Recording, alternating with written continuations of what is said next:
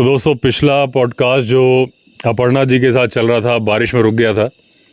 आज कई दिन बाद उसका सेकंड पार्ट हम शूट कर रहे हैं, लेकिन ये वाला जो पार्ट है टोटली हॉरर एक्सपीरियंसेस पे है। जिम कॉर्बेट साहब पे नहीं, वो वाला जिम कॉर्बेट साहब पे था। ये वाला जो अपर्णा जी की लाइफ में जो एक्सपीरियंसेस हुए, कल हम बैठे थे। एक्चुअली ये पॉडकास्ट हमें कल शूट करना था, लेकिन मैं पहाड़ के ऊपर वीडियो अपलोड करने गया था, थोड़ा लेट आया। यहीं बैठ के हम चर्चा कर रहे थे, तो 5-7 किस्से आपने सुनाए। और इनकी बेटी भी आई हुई है इनके साथ, आनू। वो बार बार मम्मी को बोल रही है कि मम्मी चुप, ये बता। मम्मी बोली कि नहीं ये नहीं बताया, विवेक जी को नहीं बताया। एक्चुअली वो डर रही थी। फिर 1-2 किस्से मुझे भी याद आ गए जो मेरी मम्मी के थे, मतलब मेरे पैदा होने के पहले। वो अभी मैं आपको बताऊँगा। जैसे ही मैंने बताया वो, तो उसमें एक आवाज़ सुनाई दी। जैसे ही मैंने वो आवाज़ निकाली, आनू ऐसे बोलती। मैंने कहा वो डर रही है। तो बाद में आपने बताया कि कमरे में हनुमान चालीसा चलाई और चेहरे से डरी थी। आज मैंने कहा भाई तुम बाहर मत आना, तो वो कमरे के अंदर ही है, कि ताकि उसको सुनाई ना दे। लेकिन मेरी आवाज़ ऐसी ही कि उस तक जा रही होगी।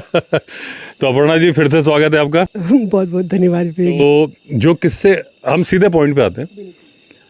1-2 बातें कल आपने 3-4 किस्से बताए थे, है ना, और रियल थे। कुछ आपके पिताजी के साथ, कुछ आपके साथ, है ना, कुछ आपके सरकारी नौकरी के दौरान। और एक किस्सा आपने सुनाया नहीं था, लेकिन आपने बताया था कि आपके साथ हुआ है यति वाला। नहीं, मेरे साथ नहीं हुआ है। हाँ, असल में विवेक जी, पहले तो दर्शकों को फिर से नमस्कार करती हूँ। असल में करीब 83-84 के आसपास, सन 1983-84 के आसपास एक पत्रिका छपती थी, पुस्तक छपती थी, कादम्बिनी करके। तो कादम्बिनी के जो संपादक हुआ करते थे वो राजेंद्र अवस्थी जी हुआ करते थे। काल चिंतन करके वो एक संपादकीय लिखते थे। वो बहुत ही प्रसिद्ध हुआ करता था उस समय। और हम बच्चों को तो किताब पढ़ने का शौक़ था ही, एंटरटेनमेंट का वही एक साधन हुआ करता था। तो दिवाली के आसपास वो हमेशा थोड़े रहस्यमयी चीज़ों के बारे में, तंत्र मंत्र के बारे में, इसका एक विशेषांक निकाला करते थे। तो उस विशेषांक का हम लोगों को बड़ी प्रतीक्षा हुआ करती थी। उस विशेषांक में उन्होंने एक लेख छापा था। लेख किसका था मुझे अभी भी याद नहीं है, लेकिन पत्रिका और उनके संपादक का नाम याद है। उस लेख में ये था कि इसी ऋषिकेश में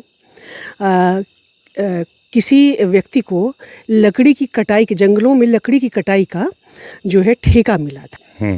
तो वो ठेके के दौरान वो लोग दिन भर लकड़ी कटान करते थे और शाम को वही जंगल के किनारे तंबू होते थे, उसी में अपना मजदूर रहते थे और अपना सोते खाते थे, खाना बनाते थे।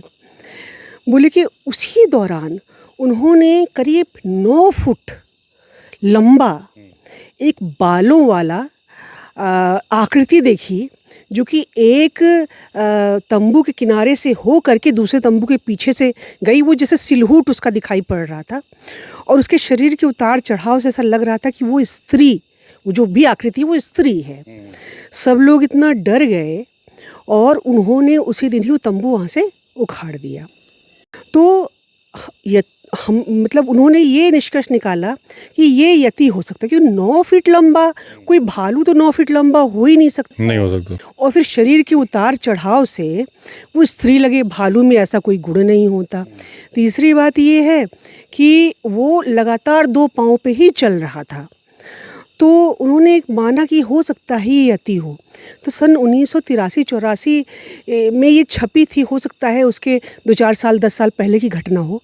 तो ये ऋषिकेश में जब इतना क्राउड नहीं था और बहुत कम लोग हुआ करते थे, तो हो सकता है यहाँ पे भी वो प्रजाति रहती हो।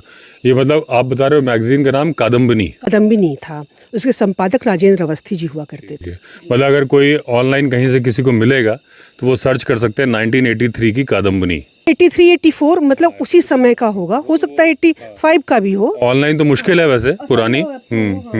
लेकिन कहीं से किसी के पास अगर एक्सेस होगी पुरानी मैगजीन्स की, तो वो इस बात को देख सकते हैं।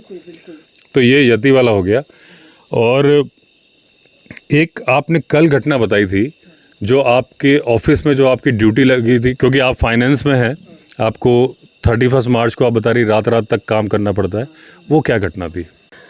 मेरी जो घटना है विवेक जी, एक पैरानॉर्मल पे है और कुछ वाइल्ड जानवरों पर हैं जो कि मैंने अपने जीवन में देखा है। पैरानॉर्मल की घटनाओं में मेरे साथ जो पहली घटना हुई वो हुई थी ये सन 2003 के आसपास, 3 या 4। मैं उस समय स्टेट आर्कियोलॉजी डिपार्टमेंट में उनके डायरेक्टरेट में पोस्टेड थी। कहाँ पे? लखनऊ में पोस्टेड थी। तो लखनऊ में कैसर बाग में जो है डायरेक्टरेट का ऑफिस हुआ करता था। अब मैं कैसर बाग से ज़्यादा नहीं बताना चाहूँगी, और अब तो वहाँ से हट गया है, मेरे ही समय में हट गया था। तो वो एक कोठी थी, बहुत पुरानी सी कोठी थी। कोठी का नाम ले लूँगी तो लोगों को तुरंत पता चल जाएगा, तो मुझे बोलना ठीक नहीं है। और उस कोठी में बड़े बड़े महलनुमा कमरे थे। तो नीचे एक ग्राउंड फ्लोर था, उसके बाद फर्स्ट फ्लोर था, फिर सेकंड फ्लोर था। तो मेरा जो कमरा था वो बहुत बड़ा था, तो उसको जो है डिवाइड करके 2 हिस्सों में कर दिया गया था। तो एक हिस्से में हम बैठते थे अकाउंट्स ऑफिसर एज ए, और उसी हिस्से में थोड़ी दूर पे डीडीओ यानी कि ड्राइंग एंड डिस्बर्सिंग ऑफिसर बैठते थे। बीच में कोई पार्टीशन था कि नहीं? ऐसे साथ बैठते थे। आहरण वितरण अधिकारी इसको हिंदी में कहते हैं। तो और दूसरे पार्ट में जो है हमारे डायरेक्टर साहब की स्टेनो बैठती थी, और एक आर्कियोलॉजिकल अफसर बैठते थे जो आमतौर पे नहीं बैठते थे, मतलब वहाँ बैठते नहीं थे, वो हमेशा बाहर ही रहते थे।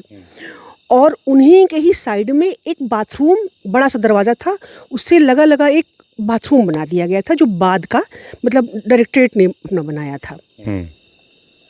तो मेरा काम दिन भर तो ऑफिस में ही चला जाता था, लेकिन मैं देखती थी कि हमारे आर्कियोलॉजी डिपार्टमेंट में बहुत बड़ा सा एक जो है वो हुआ करता था, लाइब्रेरी हुआ करती थी। तो लाइब्रेरी की जो अटेंडेंट थी वो बेचारी बड़ी डिस्टर्ब रहती थी। वो कहती थी सुबह आती हूँ, आके देखती हूँ पूरी लाइब्रेरी लगता है रात भर किसी द्वारा पढ़ी गई है, पूरे पेपर पड़े हुए हैं, बिखरे हुए किताबें निकली हुई हैं। तो वो और मीनू जी, सॉरी, वो और हमारी जो वो थी जो डायरेक्टर साहब की स्टेनो थी, वो लोग फुसफुसा के आपस में बात करते थे। हमसे चूँकि एक अधिकारी का वो दूरी थी, तो हम ज़्यादा पढ़ते भी नहीं थे, उम्र में भी काफ़ी बड़ी थी वो लोग। घटना आती है, एक मेरा सवाल है, लाइब्रेरी में बुक कौन सी थी? सारी आर्कियोलॉजी की, सारी किताबें आर्कियोलॉजी की हुआ करती थी। हमारे जो डायरेक्टर साहब थे वो बहुत रिनाउंड आर्कियोलॉजिस्ट हैं, और बहुत बढ़िया किताब उन्होंने लिखी है, सफ़र डोंगी में डगमग करके। अब मैं नाम भी नहीं बताऊंगी, लेकिन बहुत ही लर्नड पर्सन है हमारे आर्कियोलॉजी के नाम में। तो क्या होता था कि 31 मार्च का दिन आता है। 31 मार्च में क्या होता था, पहले जो हम लोग होते थे तो हम लोग बजट देखते थे। तो क्या होता था कि एक डायरेक्टरेट होता था, डायरेक्टरेट के अधीन बहुत सारे ऑफिस होते थे जो कि ज़िले में होते थे। तो ज़िले में सबको बजट दिया जाता था, किसी को किसी मद में बजट कम हो जाता था, किसी को ज़्यादा हो जाता था। तो 31 के दिन क्या करते थे कि सारे बजट को जो भी खर्च नहीं हुआ है वो वापस मंगाया जाता था। उसके बाद देखा जाता था कि किस मद में किस ज़िले को कौन सा बजट चाहिए, तो उस पैसे को इकट्ठा करके फिर से रीअप्रोप्रिएट यानी पुनर्विनियोग किया जाता था।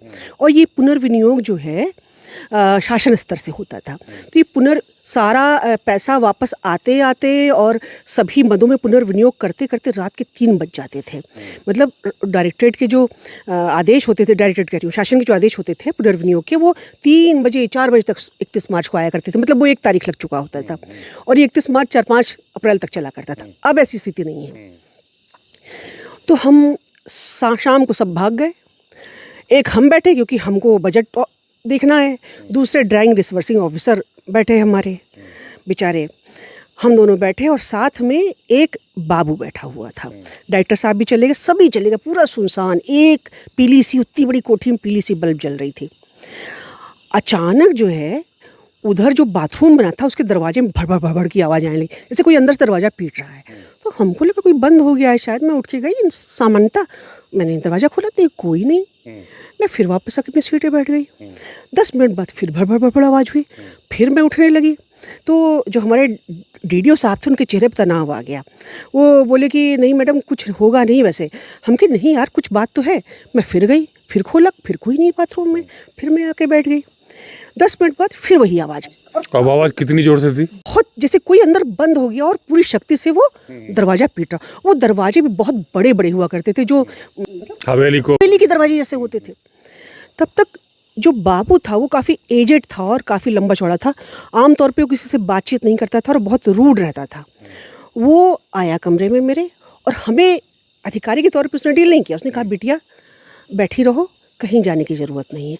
हमने कहा कि आप देख नहीं रहे वहाँ आवाज़ आ रही है? बोले कोई बात नहीं, वो हवा से हो रहा, चिंता मत करो। तो हम चुप हो गए। खैर उसके बाद मतलब लाइटें उसने कई जलाई और लालटेन जला के रखा। अच्छा, मैं चूँकि इस दिमाग में थी नहीं तो मैंने ज़्यादा ध्यान वान नहीं दिया, लेकिन उस बाबू की आंखों में और डीडीओ साहब की आंखों में बातें हो रही थी। खैर मुझ पे दबाव था, हमने ध्यान भी नहीं दिया ज़्यादा। करीब 4 बजे के आसपास सब काम करके हम छुट्टी पाए, तो फिर वापस हम इंदिरा नगर अपने घर गए। दूसरे दिन जब मैं ऑफिस में आई तो हमारे जो एक आर्कियोलॉजिकल ऑफिसर साहब थे, कटियार साहब, वो थोड़े फ्लर्टी नेचर के थे। वो आए, बोले और ये कर जाए। हाँ। मतलब वो हंसी मजाक बहुत करते थे, कहने मतलब मेरे शब्द गलत हैं। अच्छा। हंसी मजाक करते थे। वो कहे और मैडम, तो कल आपने भी जान लिया। तो मैं सोची क्या बात कर रहा है। हमने कहा क्या है बात कर रहे हैं आप कटियार साहब? बोले कि अब तक तो बात छुपी थी, अब आपको भी पता चल गया कि हुआ क्या। बोले कल वो आवाज़ बाथरूम में नहीं सुनी? हम कहे तो हवा से हो सकता है। बोले मैडम हवा नहीं, ये पूरा ऑफिस भयंकर हॉन्टेड है। हॉन्टेड सुनते मेरे कान खड़े हो गए। हम कहे हैं? तो बोले मैडम जिस नवाब की कोठी है उस नवाब की 300 हरम में 300 औरतें हुआ करती थी, बेगम। और 300 बेगम को मार डाला गया था। अरे बाप रे। और न जाने कितनी यहाँ हत्याएं हुई हैं। और तो और जब ब्रिटिशर्स ने इसको वो कर लिया, ऑक्युपाई कर लिया, तो यहाँ कोर्ट बनाया गया। और तीसरी मंजिल पे जानती हैं आप क्या है? हम कहे क्या है? बोले फांसी घर है। आपने देखा नहीं कि दूसरी मंजिल पे कोई जाता नहीं है? और ये जो वो जो है लाइब्रेरी, ये पहले दूसरी मंजिल पे हुआ करता था। वहाँ के उत्पात से जो लाइब्रेरियन थी उतनी परेशान हुई कि पहली मंजिल पे, ग्राउंड फ्लोर पे वो आ गई हैं। अब हम उनका मुंह देख रहे हैं। वो बोले कि आप हमने कहा कि ये पटियार साहब ठीक है, उम्र में हम कम है, लेकिन मजाक का मतलब नहीं है कोई। बोले मैडम मैं मजाक नहीं कर रहा हूँ, मैं भुक्तभोगी हूँ। हम कैसे भुक्तभोगी? बोले ऊपर, सबसे ऊपर एक कमरा है, चलिए आज आपको दिखाता हूँ। ले गए मुझे। बोले इसी कमरे में, जो शुरू में पोस्टिंग के लिए आया था, मतलब अपनी ज्वाइनिंग के लिए आया हुआ था, तो इस ज्वाइनिंग में मुझे रहने कोई जगह नहीं थी, ऊपर कमरा था, मैं आके अपना लालटेन जला के लेटा हुआ था। थोड़ी देर बाद देख रहा हूँ लालटेन बाहर चली गई है। अच्छा, रात को रहते थे उसमें? रात को रहे वहाँ पे, क्योंकि वो ज्वाइनिंग के लिए आए थे, तो कहाँ जाते वो, तो वो उसी कमरे में थे, क्योंकि कमरा था खाली। तो लालटेन बाहर रख दी गई। तो उन्होंने सोचा कि किसी ने रख दी होगी, हो सकता है चपरासी ने रख दी होगी। चपरासी को खाना दे के जा चुका था। वो लेटे हुए हैं, उनको महसूस हुआ कि हाँ खाना खा लेना चाहिए, तो लालटेन बाहर से लेकर के आए, खाना अपना परोसा और खाने लगे। फिर लालटेन रख करके फिर लेट गए। उसके बाद हल्की सी नींद उनको आई, फिर देख रहे हैं लालटेन बाहर रखी हुई। तो जोर से चिल्लाए कि चपरासी को कि रामचंद्र तुम क्या कर रहे हो, लालटेन बाहर क्यों बार बार ले जा रहे हो? तो कोई आवाज़ नहीं, कुछ नहीं है ना। तो बहुत ध्यान नहीं दिया उन्होंने उस बात पे। उनको हल्की सी नींद आ गई। वो तंद्रा में देख रहे हैं कि कोई उनके ऊपर चढ़ा हुआ है, मतलब उनके ऊपर बिल्कुल, और कह रहा है यहाँ से चले जाओ वरना अभी सिर्फ लालटेन बाहर की है। उसके बाद वो जिस अवस्था में थे उसी अवस्था में पटरा वाली जांघिया पहन के भागे बाहर। अच्छा। हाँ, उन्होंने कहा कि मैडम, और एक एसडीएम साहब मानते नहीं थे, यही इसी कमरे में रहने आए थे मैडम। जिस दिन वो रहने आए उसके दूसरे दिन उनकी मतलब बड़ी बेटी मतलब 17-18 साल की लड़की थी, वो छत पर से कूद के नीचे गिर गई। अरे वो फिनिश हो गई। और आप अकेली जब भी रहेंगी आप महसूस करिए, इसलिए कोई ऊपर नहीं जाता है, लोग आने की जाने की। मतलब उसी कोठी से कूद गई? हाँ, उसे कूद गई। और मतलब जो रहेगा यहाँ पे उसको लगातार महसूस होता है, आपको महसूस नहीं होता। इस ऑफिस में बहुत आवाज़ें नहीं होती हैं, लोग आते हैं टाइम से और तुरंत ही दिन रहते थे चले जाते। भैया उसी समय ही ये ऑफिस फिर बाहर शिफ्ट कर दिया गया। हम भी अपना जा करके हाथ जोड़ के ट्रांसफ़र करा करके छुट्टी पाए। अच्छा, ये ऐसी घटना थी। और मुझे लगता है अभी भी वहाँ पे कुछ ना कुछ तो है ही है। अब ऑफिस नहीं होगा, कुछ और होगा वहाँ पे? हाँ, अब उसे शायद म्यूजियम बना दिया गया है, कुछ भी है। तो ये घटना तो विवेक जी मतलब पहली घटना थी। और कौन से सन की होगी? ये 2003 की बात है। 2003 की बात है। बाद में ये अब तो वो लखनऊ में जो लोहिया पथ है उस पे एक जी मॉल है, फन रिपब्लिक, उसके सामने चला गया है, पर्यटन भवन में। तो ये वहाँ की घटना है। तो इस तरह मैंने देखा। हाँ, ये तो मतलब कल तो आपने आधी बात बताई थी। हाँ बहुत सारी चीज़ें रिकॉल नहीं। हाँ, नहीं हो रही। हाँ, तो दूसरी घटना आपने आपने कई बताई थी, तो आप कौन सी बताना चाहोगे? वो जो पिताजी के साथ हुई थी, या 2 घटनाएं आपने पिताजी के टाइम बताई? बात अच्छी ये थी कि बचपन से हम लोग हनुमान जी को घोल के पिला दिया जाता है, तो हनुमान जी की वजह से हम लोग का आत्मबल इतना मजबूत रहता है कि कहीं भेज दीजिए कोई डर वर नहीं लगता है। पापा की घटना बताती हूँ मैं। ये जो घटना है, दर्शकों या हमारे सुनने वालों, मैं आपसे कहना चाहती हूँ कि कितनी रिलायबल है ये मैं नहीं कह सकती। ये मैंने अपने पापा के मुख से सुनी है बचपन में, जो कि हमारे बाबा जी के साथ घटी थी। अब इसमें कितना सत्य है और कितना बनावटीपन है, ये तो अब मैंने आप आकलन कर लेना। हाँ, आप आकलन कर सकते हैं।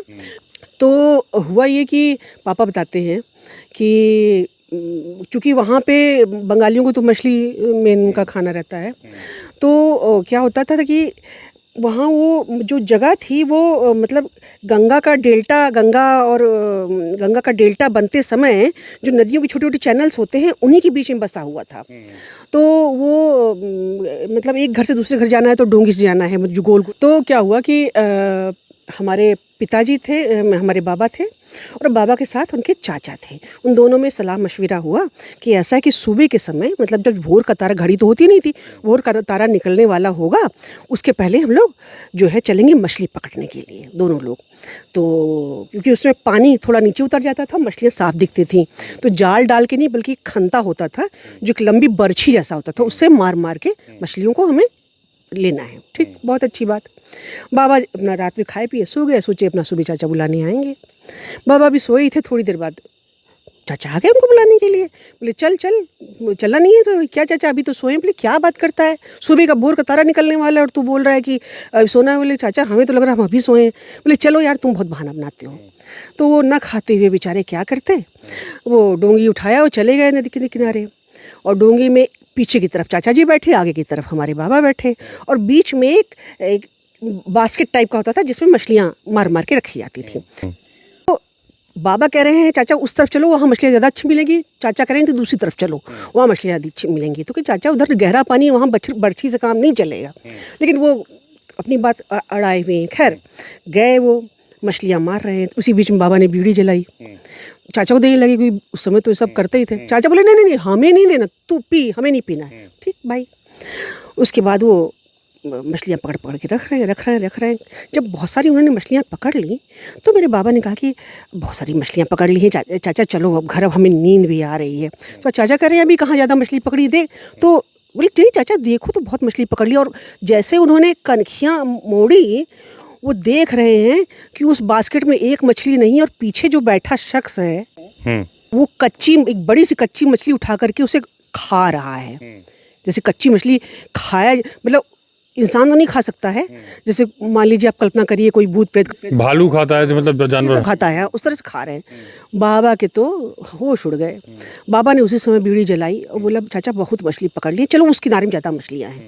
कहते कहते डोंगी किनारे ले आए, और लाने के बाद डोंगी से उतरने के साथ साथ उन्होंने पहला काम ये किया कि बर्छी से पीछे जो भी था उसको उन्होंने भेद दिया, और भागते हुए आए और चिल्ला के गिर पड़े दरवाजे पे। वहाँ हंगामा मच गया, सब लोग इकट्ठा हो गए। और उसके बाद क्या हुआ गया था, अरे ये कहाँ गया था रात में, अभी तो साला भोर का तारा नहीं निकला हुआ है, अभी तो रात का इतना बज रहा है। तो सब लोग वहाँ इकट्ठा हो गए, उनको तेज बुखार चढ़ा हुआ था। जब ये सब हंगामा होने लगा, होते होते सुबह हो गई, तो दुलाल चाचा आ रहे हैं, बोल रहे हैं कि अरे क्या हो गया तुझे, क्या हो गया? बोले चाचा तुम मेरे साथ नहीं थे? बोले नहीं तो यार भूल गया मैं नींद में पड़ गया। बोले तो फिर कौन गया था? सब लोग भागे, वहाँ जाके देख रहे हैं कि उस बर्छी में काला, जो रेवन वाला काला कौवा होता है, वो गुथा पड़ा हुआ है। अच्छा। अब ये पिताजी ने कहा कि ये बाबा ने हम लोगों को बताया था। वहाँ बहुत सारी सी कहानियाँ चलती हैं। और इसके अलावा एक पापा ने और बताई थी हमें घटना कि एक बार जैसे गांव में होता है कि गांव में सप्ताह में हाट लगता है, तो लोग हाट में जा कर के अपनी ज़रूरत के सामान लेकर के आते हैं। और आमतौर पे हाट एक ही जगह लगता है, तो जिस गांव की जिससे जितनी दूरी हो, तो पापा के गांव से हाट की दूरी करीब 8 किलोमीटर थी। तो क्या करते थे लोग, जो भाई चूँकि गरीबी थी, तो ये होता था कि जो देर में हम मतलब अगर जाएंगे हाट में, तो लोग बेच के जल्दी जाना चाहते हैं तो सस्ती चीज़ें मिल जाएं। बाबा कुछ मित्र अपना हाट में गए और सामान को लेते बटोरते देर हो गए। उनके मित्र लोग तो आगे चले गए, ये पीछे पीछे अपना धीरे धीरे आ रहे हैं, सामान पूरा उठाए हुए चलते हुए आ रहे हैं। इनको लग रहा है कोई पीछे चल रहा है, तो अकेले आदमी को डर लगता है कोई पीछे चल रहा है, कोई आगे चल रहा है। तो वो बेचारे चले आ रहे हैं, पीछे देख रहे हैं कोई नहीं, पीछे देख रहे हैं कोई नहीं। चूँकि सामान भारी था, कई बार ज़मीन पर रखना पड़ रहा था, फिर उसे उठा रहे थे, पीछे कोई नहीं, चलने पर लग रहा है कोई पीछे चल रहा है। जब उनका गांव 1 किलोमीटर रह गया, तो कोई पीछे से कह रहा है, उनका नाम लेके नाक से बोल रहा है कि अविनाश मुझे एक मछली दे। मेरे बाबा का नाम श्री अविनाश था, तो मुझे मछली दे। बाबा तो संटा गए, बाबा समझ गए। बाबा ने बोला, कुछ बोला नहीं उन्होंने एक बीड़ी जलाई और वो धीरे धीरे चले जा रहे हैं। वो 1 किलोमीटर चलते चलते उनके गांव और उस जगह से के बीच में एक पुल पड़ा करता था। मैंने बताया ना, नदियों का चैनल था। तो उस पुल तक जब तक पहुँचे, तब तक वो बीड़ी गई ख़त्म। और उस पुल के नीचे वही दुलाल चाचा जिनके बारे में मैंने भी बताया, वो फ्रेश होने के लिए बैठे थे। जैसे उनकी बीड़ी ख़त्म हुई, दुलाल चाचा ने देखा कि कोई आदमी ऊपर से नीचे गिरा है और वो छटपटा रहा है। तो वो सब ना छोड़ छाड़ के भाग के गए, देखे वहाँ बाबा थे और उनका गला इतना हिस्सा कीचड़ में उल्टा था, उठा के लाया गया और फिर उनको वो किया गया। मतलब फिर बाबा बहुत दिन सर्वाइव भी नहीं कर पाए। और इवन पापा तो ये बताते थे कि उन्होंने देखा था कि एक कोई बड़ी सी आकृति है जिसका एक पैर पुल के एक तरफ आम का पेड़ है उस पर है, दूसरा पैर पुल के दूसरी तरफ जो जामुन का पेड़ है उस पर है। मुझे पता नहीं सच्चाई कितनी है। तो ये घटना उन्होंने बताई थी। मैंने अपने हॉरर एक्सपीरियंसेस शेयर किए हैं, लेकिन ये वाली जो बात बता रहा हूँ क्योंकि इसी से रिलेटेड है, जैसे आप बता रहे हो ना, मुझे भी रियलिस्टिक नहीं लगी थी तो मैंने कभी शेयर नहीं किया। हमारा जो गाँव का घर है, मैं अभी कुल्हाई गया था, शायद वहाँ वीडियो तो नहीं रिकॉर्ड किया था मैंने। गांव के घर में पुराना वाला घर जो था हमारा, वो टूट गया है, जो है अभी जब मैं गया था रिसेंटली। मिट्टी के बगल में दूसरे कजिन चाचा ने बना लिया है सब ऐसे। तो उसमें हम जाके बचपन में रहा करते थे और 4-5 दिन रहते थे। तो कुआं पीछे था, वो सब अभी है, सिर्फ दीवारें आधी गिरी पड़ी। तो मेरे सगे ताऊ जी, हम बड़े चाचा बोलते थे, ताऊ जी नहीं बोलते थे, वो थानेदार से रिटायर्ड थे, भर्ती भी थानेदार से, रिटायर भी थानेदार से ही हुए थे। तो उन्होंने मुझे नहीं बताया, उनके बेटे ने बताया। उनके जो बेटे हैं कानपुर रहते हैं अभी, पिक्कू दादा बोलते हैं, संदीप अवस्थी नाम है, उन्होंने बताया। तो वो हमारे घर वही सीधी वाले बाई चांस, अच्छा देखिए रीवा से वो सीधी आए हुए थे ऐसे रहने के लिए। तो उनको बताया था कि वो छत पे आवाज़ आती है सब। तो कहीं मैं जा रहा था तो उन्होंने कहा ये बेड को ऐसे मत छोड़ो, इसका कोना मोड़ दो, चादर मोड़ दो। गद्दा तो डंलप वाला मुड़ता नहीं है, पहले रुई के होते थे वो मुड़ जाते थे। तो मैंने क्यों, तो वो बाबू, मतलब हमारे जो ताऊ जी हैं उनको सब लोग बाबू ज़्यादा बोलते थे। तो बोले बाबू ने बताया है कि ये ऐसा उनको किसी आत्मा ने बताया था। तो मैंने क्या घटना हुई थी, तो वो बताया कि वो गए अपने आंगन में खाना वाना खाने गए, बिस्तर बिछा छोड़ गए। जब वो लौट के आए तो देखा एक बड़ा सा आदमी खड़ा हुआ है।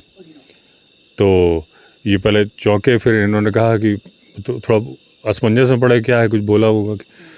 तो वो इनको थोड़ा सा देख के बोला कि चलो डरो मत, लेकिन आइंदा ये गलती मत करना, बिस्तर बिछा हुआ मत छोड़ना, मैं या मेरे जैसा कोई आएगा तो आराम करने के लिए लेट जाएगा। तो इसका मतलब बिस्तर थोड़ा मुड़ा हुआ होना चाहिए कि भाई ये किसी ने ऑक्यूपाइड है, ऐसा उन्होंने बताया था। तो मतलब उन्होंने नहीं, मुझे उनके बेटे ने बताया था।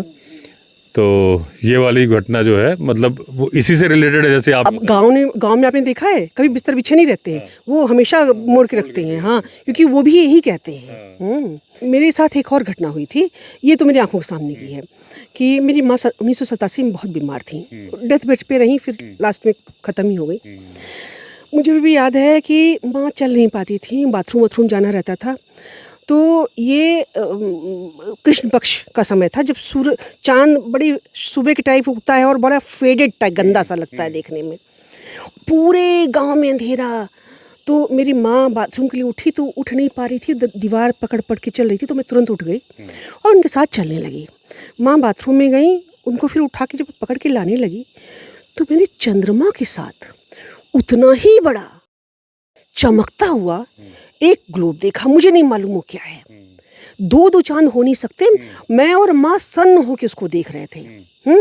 मुझे नहीं मालूम क्या था, मैं इतना घबरा गई थी। माँ मेरी बेचारी इतना उस कंडीशन में भी माँ जल्दी से हमको अंदर ले गई, बोली बेटा नमक पानी पी लो, नमक पानी पी लो। ऐसा क्यों? मुझे नहीं मालूम। नमक पानी पीने से एक्चुअली मुझे लगता है ऐसा भी स्थिति में आदमी का ब्लड प्रेशर बड़ी तेजी से नीचे जाता है।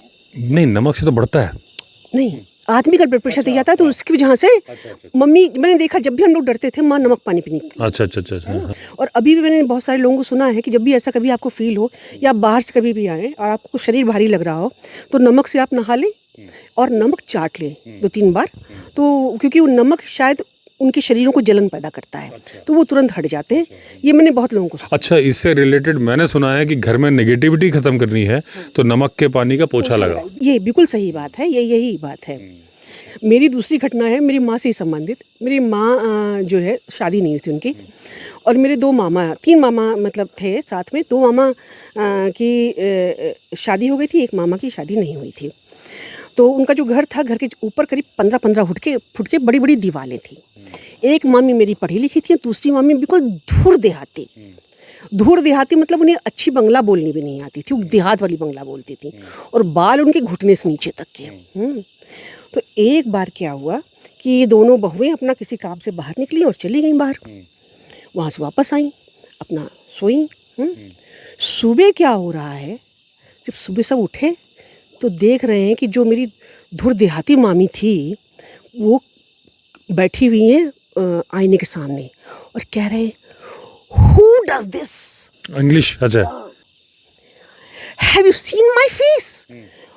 और वो लंबे लंबे बाल वो जो है कतर के कान तक ले आई और बुरी तरह से चिड़ी हुई और अंग्रेजी में लगातार चिल्ला रही हैं। अब आप इसे कहेंगे क्या, बताइए? जिस औरत ने ठीक से बंगला बोलना नहीं सीखा वो अंग्रेजी में बड़बड़ा रही है, चिल्ला रही है, नाराज हो रही है। माँ आवाज उन्हीं की आ रही है, किसी और की आ रही है? अच्छा, आवाज में सारे बाल काट के उन्होंने फेंक दिए। क्या पहना के रखा है तुमने मुझे, किस जगह पे रखा हुआ है, क्या हो गया है, कौन हो तुम लोग? मामा की सबकी घर में बोलती बंद। अब समझ में ना आए किस ओझा को बुलावें, किस गुनिया को बुलावें, किसको बुलावें।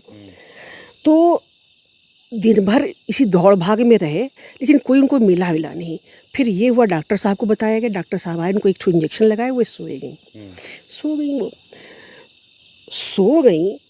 उसके बाद सब लोग थोड़ा सा चैन की सांस ली, अब कल देखा जाएगा। जब सुबह उठे देखे घर बंद है, मामी गायब। 15 फुट ऊपर दीवार वो लांग के न जाने कहाँ चली गई। अच्छा। फिर लोग भागे, खोज खाज के उनको लाए। पता चला नदी के किनारे एक, ये आगरा की बात है, नदी के किनारे कोई एक मतलब पेड़ था, उसी के नीचे बैठी बड़बड़ा रही थी ये। खैर वहाँ कुछ लोग थे जो देखा होगा ये परिस्थिति, उन्होंने बताया होगा कि यहाँ पे ऐसे इनके पास लेकर के जाओ। तो इसका फाइनल रिज़ल्ट ये निकला कि पता चला जब इन पर ओझाई सुखाई हुई तो पता चला कि ये दोनों जब गुजर रही थी तो इस एक पेड़ था, उसके पास में इन्होंने थूका था और उस पेड़ पे वो अंग्रेज महिला रहती थी। वो म्यूटिनी के टाइम से रह रही थी। मतलब म्यूटिनी क्या, हमारे एक मित्र ने कहा कि स्वतंत्रता आंदोलन था, मैं मानती हूँ स्वतंत्रता आंदोलन था, तो उसके समय से वो रह रही थी वहाँ पे। आगरा का ये मामला है। वो इनके साथ चली आई और जब हमारी मामी जी को होश आया, जब वो वापस नॉर्मल मामी बन गई, अपने बालों को देख देख के जो उनका रोना छूटा क्या बताएं, मतलब ये मेरी मम्मी बताती थी, हंसती थी। और एक घटना माँ ने और बताई थी, वो तो मैंने आपको बताई ही नहीं। हमारी माता जी की जो कुल देवी थी वो शीतला माता हुआ करती थी। तो शीतला माता का एक स्थान था, एक बड़ा सा बट का पेड़ था और नीचे उनका स्थान था जिस पर शाम को या तो बहू या सास या बेटियां जाके जलाएंगी दिया। माँ कहती थी कि बेटा उसका हमें साइंटिफिक आज तक समझ में नहीं, क्योंकि मेरी माँ जो थी बहुत ही साइंटिफिक तरीके से चीज़ों को समझने वाली महिला थी। तो वो कह रही हैं क्या हुआ कि बहुओं ने घर में मछली आमतौर पर बनती थी, बहुएं शायद नहीं पूजा करने लायक रही होंगी और नानी को भी लगा हो कि अभी नहाना पड़ेगा हमको। तो मम्मी मेला से आई थी, तो मम्मी से बोला कि छोटी बच्ची थी कि तुम जो है जाके बेटा दिया जला दो। तो मम्मी को इतनी समझ नहीं थी, 7-8 साल की रही होंगी। मम्मी गई, पहले अच्छे से माछ भात भगोस ली, उसके बाद हाथ पाँव धो करके, नानी को ये पता नहीं चली, वो दिया लेकर गई। बोली बेटा मैंने जैसे दिया रखा है उस जगह पे, तो घर से थोड़ी दूर पे था, जंगल टाइप से था, मतलब बोले कि जैसे रखा है मैंने देखा एक स्त्री, बिल्कुल उसका शरीर बिल्कुल काला और उसने एक हरी साड़ी, लाल साड़ी पहनी हुई थी जो कि उसने घुटने से थोड़ी सी नीचे से बांधी हुई थी और पूरा बॉडी में एक वस्त्र से लपेटा हुआ था। उसके चेहरे पे बड़ी सी बिंदी थी और वो आई और सटपट करके निकल गई, पेड़ के ऊपर चढ़ गई। और मम्मी ने इनको देखा और देखते हुए माँ करके वहीं गिर गई। नानी समझ गई और नानी भागी वहाँ से, और नानी ने भी देख लिया उनको कि कोई ऊपर है। नानी तुरंत वहीं गिर पड़ी और उन्होंने माफ़ी मांगी, माँ बच्ची है, क्षमा कर दो माँ, क्षमा कर दो। बहुत क्षमा की, पूजा मांगी। तो उसके बाद खैर सब ठीक हो गया, माँ ने पूजा वूजा फिर बाद में हुई। तो माँ आज भी कहती थी बेटा वो दृश्य मुझसे नहीं भूलता है। वो क्या था, वो कौन थी, इस तरह सट से पेड़ी पे चढ़ गई और उसका चेहरा मुझे याद है, बिल्कुल चमकता हुआ चेहरा, मतलब काले रंग में चमकता हुआ, आंखें जैसी जल रही थीं और सर पे बड़ी सी बिंदी और लाल एक वस्त्र लपेटा हुआ शरीर पर। बोले मैं नहीं जानती क्या था बेटा, आज तक मेरे पास कोई एक्सप्लेनेशन इसका नहीं है। ये तो पैरानॉर्मल रहा। अब मैं आपको कुछ बाघों घटनाएं बता दूं, क्योंकि मेरा घर कतरनिया वाइल्ड लाइफ के पास में, हम किसी गांव में रहते थे जहाँ पे मैंने बताया था भेड़िए बच्चों को उठा ले आते थे। उस गांव में एक बड़का चाचा हुआ करते थे। बड़का चाचा वहाँ के बड़े काश्तकारों माने जाते थे, काफ़ी खेत वेत उनका हुआ करता था। तो जब खेतों में अनाज की दवाई हो जाती है तो पैरा जो फूस होता है उसको जो है बड़ी बड़ी पूल बना करके रख दिया जाता है और एक तरफ अनाज की ढेरी बना के रखी जाती है। तो आमतौर पे लोग जाते हैं देखने के लिए कि भाई मेरा कोई अनाज चोरी तो नहीं कर रहा है। तो हमारे बड़का चाचा, मुझे अभी भी याद है कि जाड़े का समय था, और जाड़े का क्या मतलब, अच्छा ही अक्टूबर का समय रहा होगा या पहले का रहा होगा, समय का मुझे ध्यान नहीं, बड़ी चांदनी रात थी। हम लोग बड़का चाचा की जो चारपाई थी उस पर कूद रहे थे और बड़का चाचा गए थे खेत में। वहाँ से वो गए और 20 मिनट बाद वो हांफते लौटे। उनको देख के हम लोगों की तो घिघी बन गई, क्योंकि उनके बिस्तर पर हम लोग कूद रहे थे, उनका बिस्तर का वो ढीला हो जाता था, वो बहुत गुस्साते थे हमारे ऊपर। चारपाई या निवाड़ रस्सी, हाँ निवाड़ नहीं, वो रस्सी वाली, हाँ। लेकिन वो कुछ नहीं बोले, वही बरगद के नीचे बैठ गए और लंबी लंबी सांस लगे, पानी पानी। हम लोग सब दौड़ के पहुँचे, पानी पिलाया गया। अंता उसका लब्बो लबाब ये था कि जब वहाँ पहुँचे तो वो देखा उन्होंने कि जो फूस की बड़ी सी ढेरी बनाई गई थी उसके पास में ना, जब खेत में वो हो जाती है, मतलब खेत जब जोत लिया जाता है तो मिट्टी को समतल करने के लिए एक हेंगा रखा जाता है, लकड़ी का पटरा होता है भारी सा, जिस पर किसी बच्चे को खड़ा करके बैल उसको खींचते हैं। उसी हेंगे के ऊपर 3 बाघ बैठे हुए थे। अब 3 बाघ बोले तो उनके हिसाब से एक मादा था, एक नर था, एक बच्चा। हम लोग जब अब समझ पाते हैं तो ये समझ में आता है कि वो जो है एक टाइग्रेस रहेगी, उसके फुल ग्रोन 2 कब रहे होंगे। ये बड़का चाचा का एक्सपीरियंस था। मतलब जो मैं बताती नहीं हूँ कि पीछे से वो बाघ आता ही, सब घटनाएं वहाँ आसपास। लेकिन हेंगा इतना बड़ा होता है, इसमें 3 बाघ आ जाएंगे?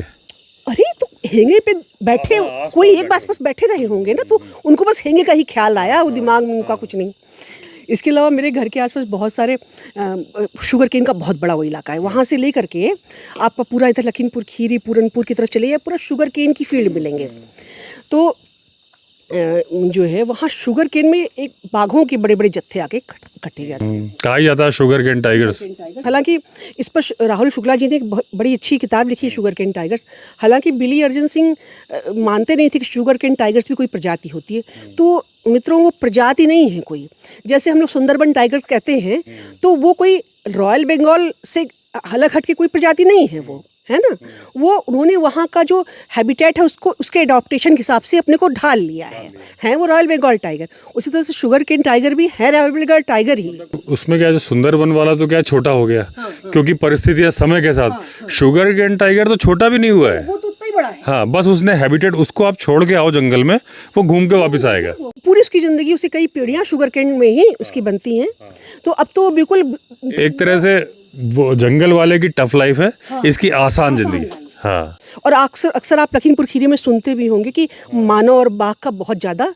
अभी मिट्टी की बात अभी आई थी, आपको याद होगा, आपने लिखा है मिट्टी का क्या व्यवहार हुआ कि खट्टी हो गई वो। तो वो ये उसी का ही, शुगर केन टाइगर का ही एक उदाहरण है। तो शुगर केन में जब शुगर का ये कटने का टाइम आता था तो बहुत सारी घटनाएं होती थी। हमारे एक परिचित एक गार्ड साहब थे, बेचारे उनको अपने गांव जाना था। तो एक कंधे पे बंदूक टांगा उन्होंने। फॉरेस्ट गार्ड थे? नहीं, वो मोहल्ले में गार्डिंग करते थे, है ना। तो वो एक बंदूक टांगे, चूँकि उनका गांव जंगल से होकर के अंदर पड़ता था। बंदूक टांगे और साइकिल पे खड़े हुए, बोले कि अगर साइकिल से जा रहे थे अपना, उसमें क्या था कि बीच में 5 फुट 6 फुट की सड़क है और दोनों तरफ हैवी शुगर केन फील्ड्स हैं। वो सोचे कोई आएगा तो बंदूक दाग दूंगा। पीछे से बाघ ने हमके हमला किया, उनको वहीं गिरा दिया और उनको ख़त्म कर दिया, मार दिया। बंदूक वहीं पड़ी रहेगी। कब की घटना होगी ये? भी वही 84 85 86 के आसपास की सब घटनाएं हैं। तो ये घटनाएं वहाँ बहुत होती थी। जो मुझे भी याद है कि एक बिछिया स्टेशन पड़ता था, वहाँ पर गाय बछड़े चरने जाते थे। अक्सर मैं देखती थी बछड़ों को कि वो फटे हुए शरीर में पूरा मांस फाड़ दिया गया है। अब तो बिछिया स्टेशन ठीक ठाक हो गया है। वो पूरे जानवर मतलब उस स्टेशन पे आ जाया करते थे रात में, बाघ वगैरह, और जो भी बाघ आ जाते थे। हाँ, वो दूर जंगल में है। तो अब तो बहुत ठीक हो गया है। तो वो बाघ आ करके जो भी जानवर वहाँ चर रहे हैं, क्योंकि घास बढ़िया होती थी, वो सब फाड़ फूड़ करके खा पाए। अगर बछड़े बच गए, जैसे लकी बच गया अपना तेंदुए से, भाग आए अपने घर, तो पता चला कि 4 दिन में ख़त्म हो रहे हैं। मतलब मैंने खुद देखा पूरा शरीर फटा हुआ गायों का, बछड़ों का। तो ये घटनाएं उधर बहुत होती थी। तो यही मेरे एक्सपीरियंस बहुत सारे हैं विवेक जी, बोलने लगेंगे तो 2-4। मैं एक वो वाला शेयर कर दूं जिससे आनू डर गई थी। वो तो पैरानॉर्मल, वो मम्मी का बताया। मतलब पन्ना जिला है मध्य प्रदेश में, वहाँ पवई है। तो ऐसे बहुत सारी जगह हैं जहाँ मेरे पापा की पोस्टिंग कई बार हुई। तो ये जो घटना मैं बता रहा हूँ, तब मैं पैदा नहीं हुआ था, मेरा भाई वहाँ पैदा हुआ। हमारे फैमिली की एक खास बात है, हम 4 लोग थे। आज की परिस्थिति में देखोगे, चारों अलग अलग राज्यों में पैदा हुए। मतलब मेरे पापा रहने वाले मध्य प्रदेश के थे, गांव रीवा में थे, पैदा यूपी में हुए, रायबरेली लालगंज। मम्मी रहने वाली यूपी की थी, पैदा राजस्थान अजमेर में हुई, नाना की पोस्टिंग थी। भैया मध्य प्रदेश में ही हुआ, रहने वाला वहीं, मतलब वहीं का था। और मैं उस टाइम मध्य प्रदेश में ही हुआ था, पापा की पोस्टिंग रायपुर में थी। आज की स्थिति में वो छत्तीसगढ़ है। तो भैया पैदा हो चुका था, छोटा सा था, मैं नहीं हुआ था। तो सरकारी जो तब क्वार्टर था, एच टाइप क्वार्टर, तो उनमें क्या होता था, इवन बंगलों में भी यही होता था कि पीछे बाथरूम सबसे एंड में बनाते थे। मतलब बाथरूम कॉन्सेप्ट नहीं था, लेटरिन बाथरूम कॉन्सेप्ट था कि लेटरिन अलग है, बाथरूम अलग है। और उसमें आंगन की जो 4 दीवारी है, उसकी दीवार 7 फुट या 8 फीट की दीवार होगी, और अपना उसको आपको दरवाज़ा खोल के आना पड़ेगा। और उस टाइम पे डकैतियाँ बड़ी होती थी, है ना, बहुत कुछ होता था।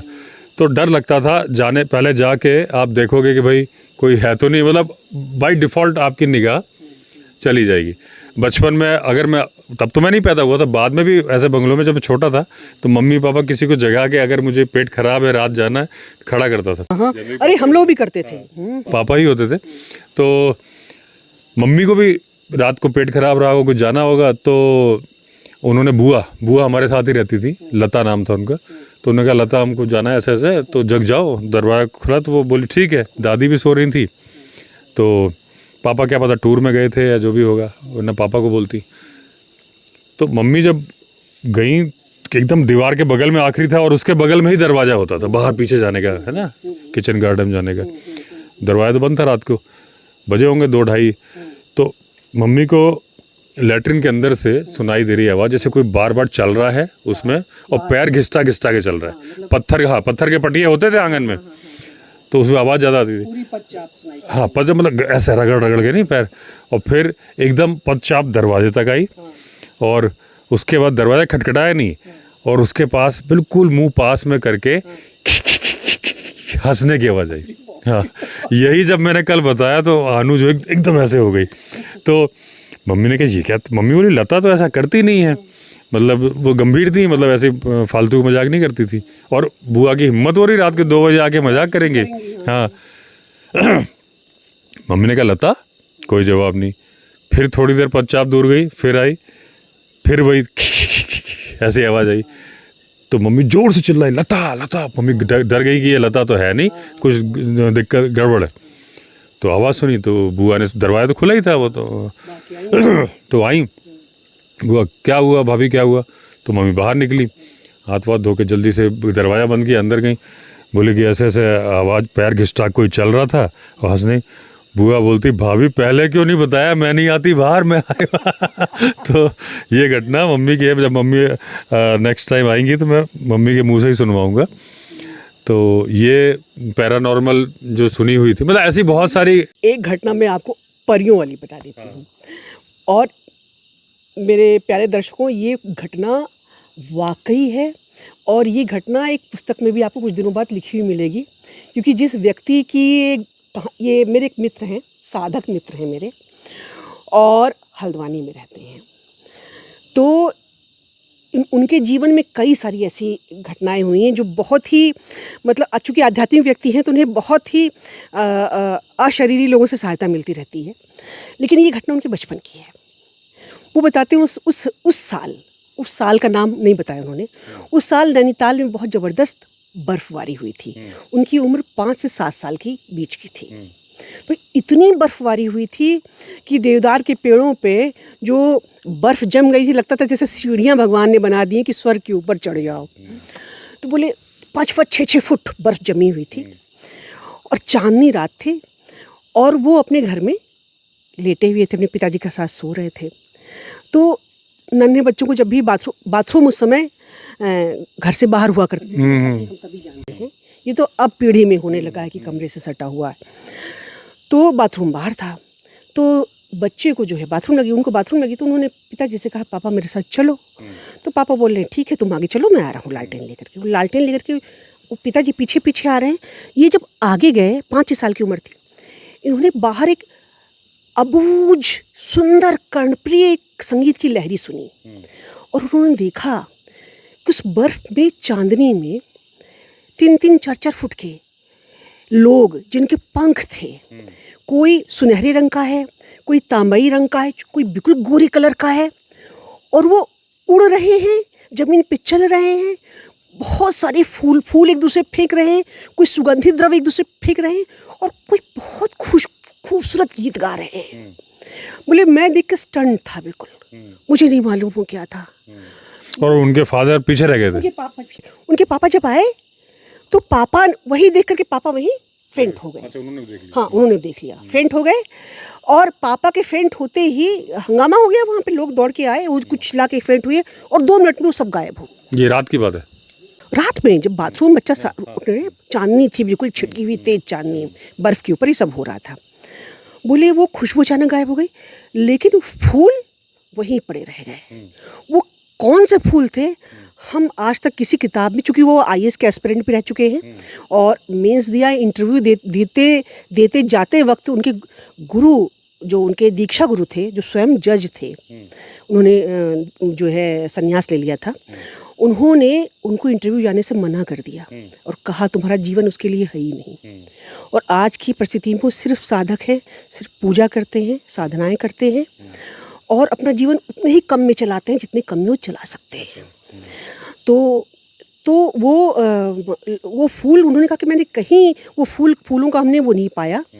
मतलब अपने नैनीताल इलाके में नहीं मिली? हाँ, नहीं कहीं पूरा क्योंकि वो शायद मेरा ख्याल है बॉटनी के ही स्टूडेंट थे, बॉटनी के और जियोलॉजी के, तो उनको कहीं वो मिला नहीं, खोज खाज लिए वो। और उसके बाद उन्होंने वो फूल को सुखा के रख भी लिया, तो उनके पिताजी बहुत ज़बरदस्त बीमार पड़ गए। तो उनके गुरु महाराज आए, तो उन्होंने कहा कि इन फूलों को आप जो है बहा दो, प्रवाहित कर दो। उन्होंने फूलों को प्रवाहित कर दिया उसको। तो ये पहला उनका नहीं था। उसके बाद उन्हें फिर नैनीताल में जो पाषाण देवी का मंदिर है और नैनी झील में उन्हें रात में फिर एक बार जो है अच्छा ऐसे हुआ। और एक बार इनको ये 12 पत्थर के आसपास 12 पत्थर था या जोलीकोट के आसपास, मुझे अभी ध्यान नहीं आ रहा है, उसके आसपास फिर इनको ऐसा ही पूरा उनको दिखाई पड़ा था कि परियां होती हैं। तो मतलब उनका जो हमने कई बार उनसे कहा कि भाई और पूरी घटना बता, तो उनके जीवन में घटनाओं का अंबार है, उनके गुरुजी के जीवन में घटनाओं का अंबार है। तो वो कहते हैं कि हाँ दीदी मैं पुस्तक लिखूंगा, तो जब पुस्तक आएगी तो मैं ज़रूर उसका नाम बताऊंगी। हाँ। क्योंकि मैं तो बहुत लालायित हूँ पढ़ने के लिए। तो आपको पता होगा अजय सोडानी सर ने दरख्ते हिमालय पर दरबदर, नहीं मैं नहीं, हाँ। सोडानी सर बहुत बढ़िया है, तो इंदौर के डॉक्टर, उनकी पत्नी भी डॉक्टर है अपर्णा, मेरी नाम राशि हैं। और वो यात्राएं खासकर वो मतलब दर्रों की यात्राएं करते हैं बहुत। दर्रा हिमालय उन्होंने लिखा है, दरख्ते हिमालय, दर्रे मतलब पास। हाँ जैसे कालिंदी पास हुआ आपका, है ना, तो सच पास हुआ, इस तरह से। तो वो ट्रैक बहुत करते हैं। तो वो हरकीदून में गए थे खैट पर्वत पे, तो उनको वहाँ पे भी उन्होंने अपनी पुस्तक में लिखा है, क्योंकि वो तो डॉक्टर हैं, बिल्कुल इन पर विश्वास करने वाले नहीं। खैट पर्वत पे उन्होंने रात भर ढोल मंजीरा और बांसुरी, जबकि दूर दूर तक कोई मानव बसावट नहीं। उत्तराखंड में परियों को आछरी बोलते हैं। हाँ। और उनका निवास स्थान वो खैट पर्वत ही बोला जाता है। तो ये सब उनकी किताब में है। वो दर्रा हिमालय में है या दरख्ते हिमालय पर दरबदर, इन दोनों में से, या सार्थवा हिमालय, इनमें से किसी एक किताब में है उनके। तो क्या राइटर का नाम क्या है? श्री अजय सुडानी। तो वो अगर सोडानी तो सर्च करेंगे, हाँ, इंदौर के डॉक्टर हैं, आप खोजेंगे तो बिल्कुल मिलेगा उनमें। मैंने बल्कि आपको शायद दिखाया भी था वो उस किताब में, आपने दुष्यंत पराशर सर को दिखाया था। तो ये भी घटनाएं हैं। अभी कहानियों का तो बहुत रेला है, लेकिन आज मेरा ख्याल है काफ़ी डोज मेरे मित्रों को मिल चुका है। दोस्तों काफ़ी बातें हो गई। देखिए इसमें क्या है कि जिसको विश्वास हो मान ले, जिसको नहीं हो नहीं माने, क्योंकि ये एक्सपीरियंसेस है, ठीक है ना। तो इसके स्टार्टिंग में मैं टाइटल में ही लिख दूंगा कि भाई ये हॉरर एक्सपीरियंसेस के बारे में है, क्योंकि बहुत सारे लोग बोलते हैं आपका टॉपिक तो वाइल्ड लाइफ है, फिर आप हॉरर एक्सपीरियंसेस कई बार क्यों शेयर करते हो? क्योंकि देखिए बहुत सारे लोग कमेंट करते हैं, हर चीज़ के बारे में करते हैं, क्योंकि इतने सारे लोग हैं, सबके अलग अलग विचार होते हैं, सबके एक जैसे विचार हो नहीं सकते। बहुत पहले 3 साल 4 साल पहले मुझे लोगों ने ही कमेंट किया था कि आप जंगल में जाते हो तो आपके हॉरर एक्सपीरियंसेस भी होते होंगे, वो आप क्यों नहीं शेयर करते, है ना। तब तक मेरे हुए नहीं थे। ये तो बचपन के जो बता रहा हूँ, मम्मी का ये सब तो अलग मैटर है। सीधी का बंगला तो बचपन में हो गया था, वो अलग है, जंगल के अंदर। सीधी का बंगला तो सिटी के अंदर था। तब क्या हुआ था कि एक बार मैं रात को आ रहा था और मेरी सिलेरियो में मुझे हाथ मारने का एक्सपीरियंस हुआ। तो मैंने चलते वीडियो में बोला था कि देखिए दोस्तों, आप लोग मुझसे ऐसी बातें कर देते हो, मेरे दिमाग में आ जाती। पहले मेरे दिमाग में नहीं थी कि जंगल में हॉरर एक्सपीरियंसेस होते, क्योंकि आपने कमेंट किया था कि जंगल में हॉरर एक्सपीरियंस भी होते हैं, आप वो शेयर करो। मैंने कहा मुझे अभी ऐसा लग रहा है जैसे किसी ने मुझे हाथ मारा है। बाद में उस घटना का संबंध एक बच्चों के कब्रिस्तान से था, वो मैंने शेयर किए हुए हैं। तो यह थोड़ा सा कर देता हूँ, क्योंकि फिर वो लोगों के मन में जिज्ञासा रह जाएगी कि उसमें यह था। तब तो मैं चला गया, बात ख़त्म हो गई। बाद में कभी किसी लोकल व्यक्ति को मैंने लिफ्ट दी थी, तो किसी गांव में एक व्यक्ति के छोटे बच्चे की डेथ हो गई थी। तो वो बात चल रही थी कि अभी डेथ हो गई। मैंने कहा अच्छा। तो छोटे बच्चों को दफनाया जाता है हिंदू धर्म में, जलाया नहीं जाता। तो वो बोले यहीं पे आके दफनाया। मैंने यहाँ क्यों दफनाया? बोले यहीं तो दफनाते हैं बच्चों को, गंगा जी में तो गंगा जी किनारे तो जलाने के लिए लेके जा। और वो वही जगह थी जहाँ वो उसके बगल में ही, जहाँ से मेरी गाड़ी निकली थी। तब मैंने वो घटना रिकलेक्ट की कि वो, और उसके बाद एक एक्सपीरियंस और हुआ था कि मुझे बच्चे के चिल्लाने की आवाज़ आई थी, वो भी वीडियो में रिकॉर्डेड है। एक बरगद के पेड़, जहाँ पे छरबत्ती वाला बरगद का पेड़ बोलते हैं, उससे थोड़ा पहले, तो वो आई बात, तो दोनों मैंने रिकलेक्ट की। दोनों केस में वो बच्चों का मैटर था। एक बच्चे ने चिल्लाने की आवाज़ आई थी, एक बच्चे के हाथ की। तो ये बात का सिलसिला शुरू हुआ था आपके कमेंट से, क्योंकि जब उस दिन मेरे दिमाग में आ गया तो मुझे एहसास हुआ ऐसा। तो इसलिए विवेक जी, मैं रोकूंगी यहाँ पे। आपने केनेथ एंडरसन की बुक देखी है? उसमें पूरा एक चैप्टर उन्होंने इस तरह के एक्सपीरियंसेस भी लिखा है, क्योंकि वो तो बहुत ही रेशनल व्यक्ति थे। हाँ, जिम कार्बेट का भी रहा है, पत्थर निकलते थे उसमें। लड़की वो रागी बॉल खा के पत्थर निकलते थे, और उन्होंने अपने मुंह में सामने देखा, मुंह पहले चेक कर लिया लड़की का, है ना, वो सब वाइल्ड लाइफर ही थे। तो वाइल्ड लाइफ और ये इन घटनाओं का संबंध है। और दूसरी बात देखिए, कहने का मतलब ये है कि हम जितनी अपनी आँखों का जो दायरा होता है, एक पर्टिकुलर रोशनी ही हम देख पाते हैं। हमें इंफ्रारेड नहीं दिखता, हमें एक्सरे भी नहीं दिखता। तो उन रोशनियों में जो कुछ होती हैं चीज़ें, उनको तो आप देख नहीं सकते। तो आप ये कहो कि क्या वो होती ही नहीं है ना? तो हम सुनने और देखने में बहुत लिमिटेड है। जो ये मधुमक्खी है, भंवरे हैं और बर्ड्स हैं, ये जो कलर देख पाते हैं वो हम नहीं देख पाते। एक फूल हमें गुलाबी दिख रहा है, उन्हें वो डिफरेंट कलर का दिख रहा है ना? तो हम ये दावा नहीं करते कि ऐसा कुछ होता है। देखिए, बहुत सारे लोग होते हैं जिस बात को बिल्कुल नहीं मानते। मैं उन लोगों में से इसलिए नहीं हूँ कि सीधी वाले बंगले का, मेरी उम्र 14-15 साल जो भी रही होगी, अच्छा खासा समझदार बच्चा होता है वो। और दूसरी बात, पापा मम्मी मेरे, वो मम्मी से सामने कितनी बार पुछवा दिया, सब घटनाएं थी। मेरा ब्रदर, हमने फील किया है। तो हम कैसे मान लें कि ऐसा नहीं होता है जिस घर में हम 6 महीने रहे, है ना? और उसका दूसरा सबसे बड़ा सबूत, जो कि मुझे ऐसा था नहीं कि ऐसा होगा, अभी मैं गया फरवरी में, तो बंगला खाली पड़ा है प्राइम लोकेशन में, जिसके सामने डीएम का बंगला है, एसडीएम बगल में है, एक तरफ एग्जीक्यूटिव इंजीनियर। क्या वजह है कि बंगला खाली पड़ा है? जबकि कंडीशन ये थी, आप तो सरकारी अफसर हैं, डिस्ट्रिक्ट हेडक्वार्टर में 2-4-5 अफसर ऐसे होते हैं जिनको बंगले नहीं मिल पाते हैं, किराए पर रहना पड़ जाता है। कंडीशन ये होती है, उसमें डीएम बंगले के सामने प्राइम लोकेशन में, मैं कह रहा हूँ कोई डिप्टी कलेक्टर नहीं रह रहा है, दूसरा कोई कह देगा साहब हमें दे दो। बिल्कुल। अरे, डीएम की बात कही विवेक जी, मुझे याद आ गया। एक बहुत रिनाउंड शहर है उत्तर प्रदेश का, वहाँ के डीएम बंगलों में अभी भी पर्टिकुलर एक हॉन्टेड कमरा है। वो वहाँ पे महिला दिखती है, और ये बिल्कुल बीच बाजार में है। अच्छा। प्रसिद्ध हॉन्टेड महिला दिखती है। वो मतलब उसी समय की है जब नवाबों का समय था। वो अभी भी सबको दिखती है। वो हमेशा बंद रहता है और बहुत ही प्रसिद्ध। तो कमरे के बाहर दिखती है कि अंदर? कमरे के बाहर, अंदर, सब जगह, और बहुत ही अच्छी तरीके से बातचीत करती हुई दिखती है। हाँ, और मतलब लोग सभी उसको जानते, मतलब मेरा ख्याल है वहाँ डीएम ऑफिस के सभी जो ये बंगले में दिखती है, ऑफिस में, बंगले में, डीएम बंगले में जितने भी लोग कर्मचारी, सब ने उसको देखा हुआ। किसी के साथ बुरा बर्ताव नहीं करती। ऐसे ही मेरे साथ भी एक बार हुआ था कि एक दोस्त के घर में मैं गई थी, और जहाँ मैं लेटी हुई थी वहाँ पे मुझे लगा जैसे कोई मुझ पर चढ़ा आ रहा है। तो हम, और मेरे सर के पास में बहुत सारी मेरी कापी किताबें थी, तो उन्हें मैंने रखा हुआ था। तो मैं अचानक उठ के बैठ गई। मैंने कहा, रोली जो मेरी फ्रेंड थी, उसने कहा कि रोली क्या यार, मुझ पर बिल्कुल चढ़ा आ रहा था। तो अचानक मेरा चेहरा देखी और बोली दीदी करके भागी, छत पे भागी वो, उसके पीछे मैं भागी। और फिर मैं नीचे देख रही हूँ कि रोली की सारी कापी किताबें और मेरी सारी कापी किताबें जैसे किसी ने फाड़ करके नीचे स्वाहा कर दिया और नीचे गिरा, सब नीचे गिर रही थी, पेन पेंसिल सब नीचे। हम कहीं क्या हुआ, तो देख रही हूँ कि रोली हमसे नहीं बात कर रही है, अपनी मौसी से झगड़ रही है कि तुमने वहाँ सोने क्यों दिया। पता चला कि वो जगह पे जिन्नों का जगह थी। वहाँ पे अगर कोई लेट बैठ जाए तो वो जिन को, उसको तो हार्म नहीं करते, उसके पास जितना भी सामान होता है सबको फेंक देते हैं। अच्छा, और कब की बात है? ये तो अभी ये बात है 1995-96 की बात है ये। हाँ, 95। अरे एमए में थी मैं, एमए में पढ़ रही थी। 95-96 की बात है ये। तो ये, अरे हम सुनते ही अपना कापी किताब तो सब फट गई थी, तत्काल भागे। 7 जन्म में उस घर में हम नहीं गए। तो ये सब भी होता था। हाँ, ऐसे सरकारी बंगलों में तो बहुत ज़्यादा होता है। मतलब कई जगह जब पोस्टिंग में मालूम चलता था वो बंगला हॉन्टेड है, वो है।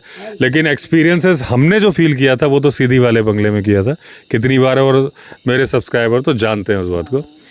तो चलिए, मेरे ख्याल से बहुत टाइम हो गया, तो चलिए बहुत हो गई बातें हमारी हॉन्टेड। तो ये दोस्तों वाइल्ड लाइफ से रिलेटेड ही है, जो मानता है, जो नहीं मानता है तो टाइटल में ही लिख दिया है पहले से, तो जिसको नहीं पसंद वो नहीं देखेगा। तो चलिए, अपर्णा जी उस दिन अधूरी रह गई थी बारिश की वजह से, तो आज बातें हो गई, तो बहुत अच्छा लगा आपने जो शेयर की। और मुझे तो यकीन है जो आपने अपनी रिलेटेड करी हैं बातें, जो आपने सरकारी ऑफिस वाली, वो तो सच्ची है ना। हाँ, और जो पिताजी के टाइम की है बाबा, वो पहले बताए हैं। हाँ हाँ, वो तो जैसे मैंने भी ताऊ जी वाले, लेकिन सीधी बंगले के तो मैंने फील किया है ना। तो चलिए दोस्तों, एंड करते हैं पॉडकास्ट को, फिर मिलेंगे नए पॉडकास्ट में। अगर आपने चैनल सब्सक्राइब नहीं किया तो चैनल सब्सक्राइब कर लीजिए। फिर मिलते हैं, तब तक के लिए all the best. Vande Mataram.